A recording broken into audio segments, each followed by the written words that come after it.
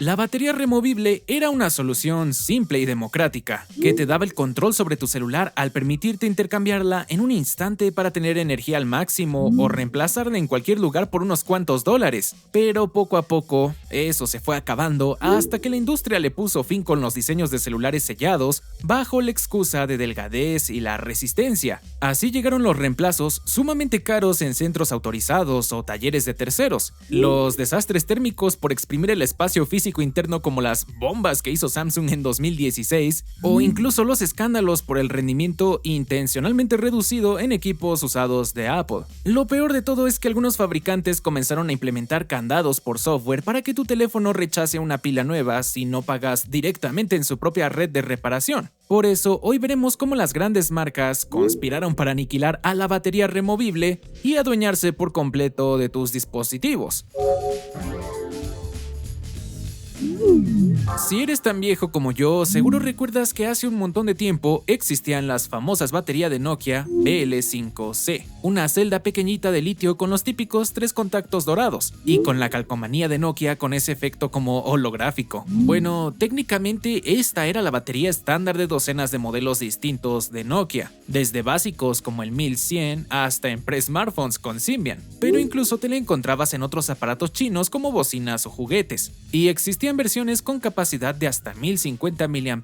Como las baterías removibles y algunas intercambiables como esta eran de lo más normal en la industria, se crearon hábitos que hoy ya no existen, porque literalmente te ibas a la casa de un amigo o de un primo con la batería al 2% y si tenía algún Nokia, en lugar de cargar el tuyo le decías, oye, préstame tu pila. Muchas veces la gente traía una de repuesto en la mochila porque era algo tan común como una pila AA. Alrededor de todo esto existía un mercado de pilas que podías comprar sencillamente en la tienda de celulares de tu confianza o hasta en el tianguis conseguías baterías de terceros por menos de $5. Aquellos tiempos cuando los cargadores universales de pared eran algo común, y seguro recuerdas cómo se veían bien horribles y hasta peligrosos, pero prácticos ya que te cargaban casi cualquier batería sin importar el modelo o la marca. Pero hoy, como ya no podemos cambiar la batería en 2 segundos, dependemos muchísimo más de tener un cargador rápido y compacto. Por eso quiero aprovechar para presentarte lo nuevo de Ugreen, el Nexode Air de 65 watts, que puede llegar a ser hasta 74% más pequeño que los cargadores tradicionales de 65 watts. Gracias a su tamaño compacto y peso ligero, son muy fáciles de guardar en estuches pequeños o incluso en el bolsillo, convirtiéndose en la mejor opción para personas que viajan mucho. Pero no te dejes engañar porque, a pesar del tamaño, ofrece hasta 65 watts por el puerto USB-C, suficientemente rápido para cargar laptops, tablets o celulares. Yo mismo hice la prueba y puede cargar una MacBook Air de 0 a 50% en unos 30 minutos, o un iPhone 17 Pro Max a un 65% en el mismo tiempo. Y mira, está disponible en varios colores y todo se siente de muy buena calidad. Tiene un acabado antideslizante para mejor agarre y dejar menos huellas. Cada uno te incluye su cable de tipo trenzado bien resistente. Es compatible con MacBook Air, MacBook Neo, iPhone, iPad, audífonos y muchos otros dispositivos. Además, soporta los protocolos de carga rápida PD, PPS y QC, e incluye entrada de 100 a 240 volts para su uso global. Así que ya sabes, te dejo el link en la descripción para que consigas el tuyo. Y ahora sí, continuamos con el tema porque siendo honestos, no todo era bueno. Muchas de estas baterías baratas tenían protecciones muy básicas o directamente de dudosa calidad. Por eso no era raro que algunas se inflaran como globo en cuestión de meses, además de otros problemas como perder la capacidad rapidísimo. Y ya si en serio estabas muy salado, pues hasta te podían explotar, ¿sabes? Afortunadamente no era algo común.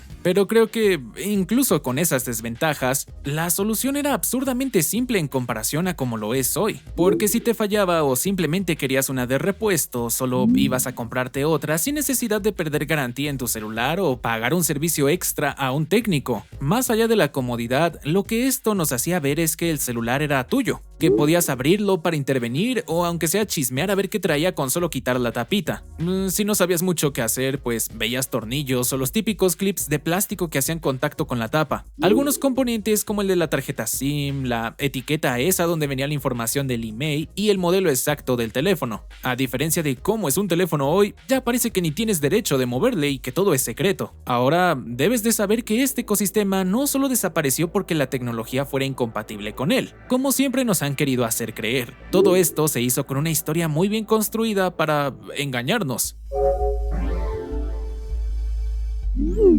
Como ya sabes, el año 2007 fue un antes y un después, porque Apple presentó el iPhone original y entre sus muchas virtudes revolucionarias, había cosas extrañas como que no había tapa trasera que retirar. Claro, Steve Jobs lo presentó como si eso fuera una decisión de diseño sofisticada y no una restricción, ¿verdad? Y siendo honestos, Apple no inventó el teléfono sellado, ya había otros antes, pero sí metió en la industria esa idea de que el sellado era sinónimo de producto premium. De ahí nació y se consolidó en toda la industria esa idea de que la delgadez era igual a calidad. Si tu equipo se podía abrir con las manos, automáticamente era menos sofisticado que un iPhone. Y yo lo sé, suena estúpido, pero somos estúpidos, y eso resonó de tal forma que todavía es el estándar. Ahora, no sería justo decir que el sellado era nada más pura estética. El beneficio principal para nosotros los consumidores era una mejor resistencia al agua. Por ejemplo, el Galaxy S5 de Samsung lanzado en 2014 fue el último flagship de la línea Galaxy S que intentó combinar resistencia IP67 y una batería removible. Y sí lo lograron, gracias a una junta de goma en la tapa trasera.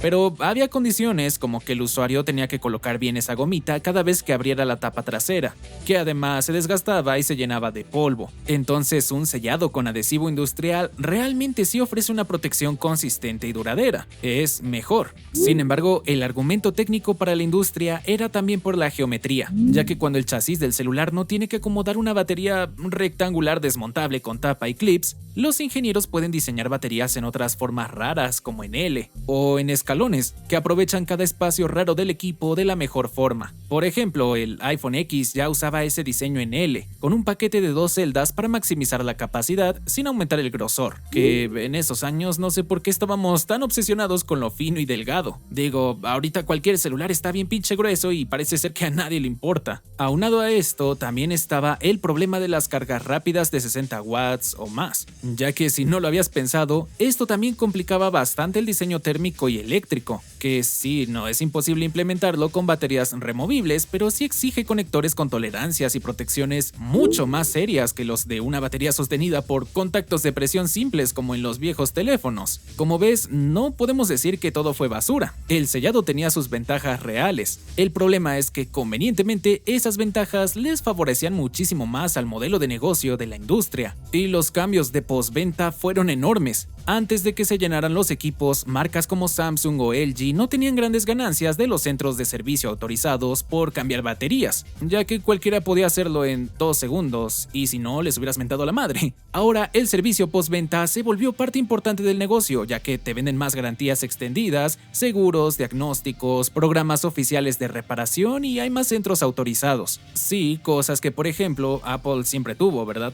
Reemplazar, por ejemplo, la batería de un iPhone 4 de manera oficial llegaba a costar entre $50 y $80, mientras que en el tianguis o en uno de esos lugares de mala muerte donde reparan celulares, la batería para un Galaxy S3 costaba menos de $10. Hoy, o pagas el reemplazo oficial con la marca a precios ridículos que casi te hacen considerar comprarte un teléfono nuevo, o te la juegas en el hospital de celulares de la esquina. Que a ver, con suerte, el técnico es un genio y no el típico güey mañoso, pero muchas veces te arriesgas a que te dejen la pantalla mal pegada, te quiten tornillos, te roben piezas o le pongan una refacción genérica de dudosa procedencia que te venden diciendo que sí es la original, bro. Y lo peor es que si vas a un lugar medianamente decente y todo sale bien, sigue siendo carísimo, porque abrir un gama alta moderno sin romper el cristal trasero toma tiempo, conocimiento, herramientas y mano de obra que te van a cobrar sí o sí. Igual sabes que no nada más fue la batería lo que nos quitaron. Samsung, por ejemplo, en el salto del Note 4 y el S5 con batería extraíble y micro SD, pasamos al Galaxy S6 de 2015 completamente sellado, sin micro SD, con vidrio en todos lados. Hermano, realmente querían hacer un iPhone. De ahí pues le siguieron otras marcas como LG, Sony, HTC con sus celulares Unibody de aluminio, Motorola cuando todavía era importante. Todos querían entrar en esta nueva categoría que Apple había definido, sin pensar demasiado como siempre en ti. Y el mundo, bueno, aguantó esa movida, hasta que un escándalo hizo que ya no pudiéramos quedarnos callados. Resulta que es diciembre del año 2017 y Apple publica un comunicado que enfureció a muchísimos. Confirmaban que iOS reducía el rendimiento de los iPhones con baterías degradadas, llamándolo gestión de rendimiento para proteger el hardware. Y puedo confirmar que era cierto porque tuve un iPhone 6 con la batería como al 70% de capacidad y además de que cada rato se apagaba, era más lento de lo que recordaba cuando estaba más nuevo. Yo me decía, bueno, supongo que ya está viejo y es el iOS ya demasiado pesado. Pero sorpresa que me llevé cuando le cambié la batería por una de esas que venden en Mercado Libre y funcionó muchísimo más fluido en todo. Bueno, esto le pasó a un montón de gente y se desató un escándalo conocido como el Battery Gate. Tras múltiples demandas, Apple terminó pagando $500 millones en un acuerdo colectivo en Estados Unidos y más de 113 millones adicionales en un acuerdo separado con más de 30 estados por el mismo tema. Todo para cerrar el caso sin admitir la culpa y, bueno, el resto del mundo no la pelamos, claro.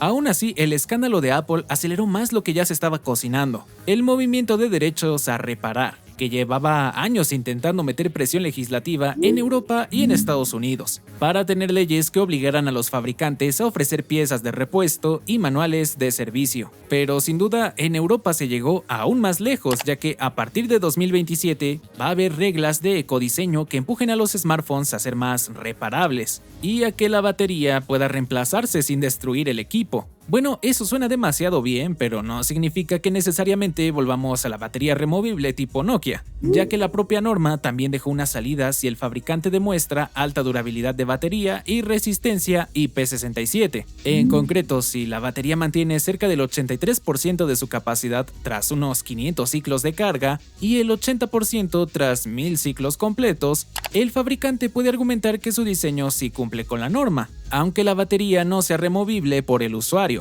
Eso abre una puerta para que algunos fabricantes argumenten que no necesitan volver a una batería removible tipo Nokia si cumplen las condiciones de la norma. De hecho, Apple está usando justo ese argumento para sostener que no necesitan cambiar nada estructuralmente de sus iPhones. Pero mira, aún así, con la llegada del iPhone 16 y 16 Plus, introdujeron un adhesivo nuevo que se suelta al aplicar una pequeña corriente eléctrica, equivalente a la de una pila de 9 volts. Así, técnicamente es más fácil de abrir un iPhone antiguo sellado con pegamento industrial, pero el proceso sigue requiriendo herramientas específicas y básicamente sigue controlado por Apple. Nada más es como para que digan, ok, sí estamos siguiendo las normas, no me sanciones, güey.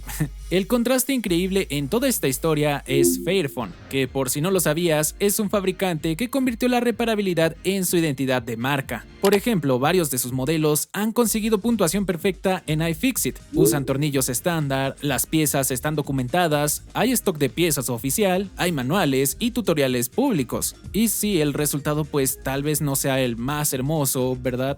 Pero me parece genial e increíble que exista algo así en la actualidad, algo que todavía te dé el control de lo que compras, ya que esa es una pregunta muy interesante. ¿Realmente quién tiene el control de las cosas que hoy compras? Si el capítulo anterior nos enseña algo, es que la industria hará lo que sea para no soltar el control, y podemos entender hasta dónde han estado dispuestos a llegar, ya que su obsesión a veces pasa por el diseño y choca de frente con las leyes de la física, o más bien sería la química, ya que sí, el sellado permitía hacer baterías con formas raras para aprovechar el espacio, pero también nos llevó a uno de los mayores desastres en la historia de los celulares. Así es, el Galaxy Note 7 en 2016. Sin duda fue el ejemplo extremo de lo que pasa cuando llevas el empaquetado al límite y además falla la fabricación de la batería. Los resultados de las investigaciones arrojaron al menos dos problemas principales, y es que en unas baterías el diseño dejaba poquísimo espacio interno y las esquinas podían deformar los electrodos. En otras había defectos de soldadura y del aislamiento que podían dañar al separador, y en ambos casos el resultado era el mismo: un cortocircuito interno que llevaba a una explosión. Creo que ese fue el clímax negativo de esta era. Y podrías pensar, bueno, después de esto, seguro recapacitaron y volvieron a darle espacio a los componentes. Pues no, porque si bien el empaquetado físico era un riesgo, estaba algo mucho más valioso en juego, y es el control total sobre las piezas. Cuando la presión legal y las comunidades de reparación empezaron a desarmar ese argumento de que el pegamento industrial era por nuestro bien, los fabricantes no les quedó de otra más que mover mañosamente el candado a otras cosas. Básicamente pasamos de un bloqueo físico a un bloqueo bloqueo por software, ya que resulta que ahora la batería de un smartphone moderno ya no es solo una celda de energía como aquellas de los primeros Android, ahora son un dispositivo con un circuito de control, identificadores, datos de salud y procesos de autenticación o calibración con el sistema. Esto principalmente en celulares caros. Obvio, en un Lanix pues no, ¿verdad? Hoy integran microcontroladores que almacenan llaves de encriptación, algo que a tu yo de los 2000 le parecería ridículo. Cuando tú conectas una batería nueva en un iPhone reciente, el procesador y el chip de la batería hacen un handshake de verificación. Así, si las firmas no coinciden, el teléfono te alerta de una pieza desconocida y te bloquea métricas como la salud de la batería. Y aunque Apple fue el que perfeccionó esta pesadilla de la serialización de piezas, el resto de la industria parece que también lo han implementado en algunas cosas. Marcas como Samsung ya implementan bloqueos por software en componentes importantes, como por ejemplo, si cambias la pantalla fuera de su red oficial, el lector de huellas dactilares deja de funcionar hasta que pasas por sus herramientas de calibración. Más que un DRM como en los videojuegos para combatir la piratería, aquí es una barrera de software diseñada para controlar y monopolizar quién tiene derecho a reparar el dispositivo. Y mira, la verdad sí se me hace una genialidad técnica, pero bueno, al mismo tiempo una locura, porque inventaron un problema que no existía y lo convirtieron en un ecosistema cerrado.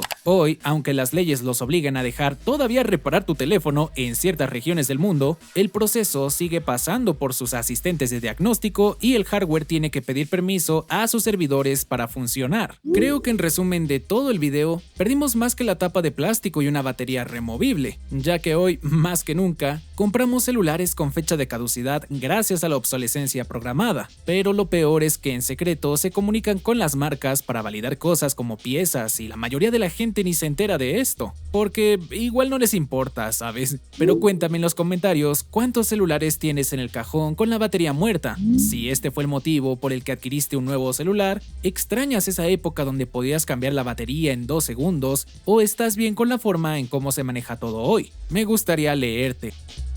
Muchas gracias por llegar hasta acá, espero que este video te haya resultado entretenido y útil, pero no te vayas todavía, te recomiendo este otro para seguir más o menos con el tema. Nos vemos allá.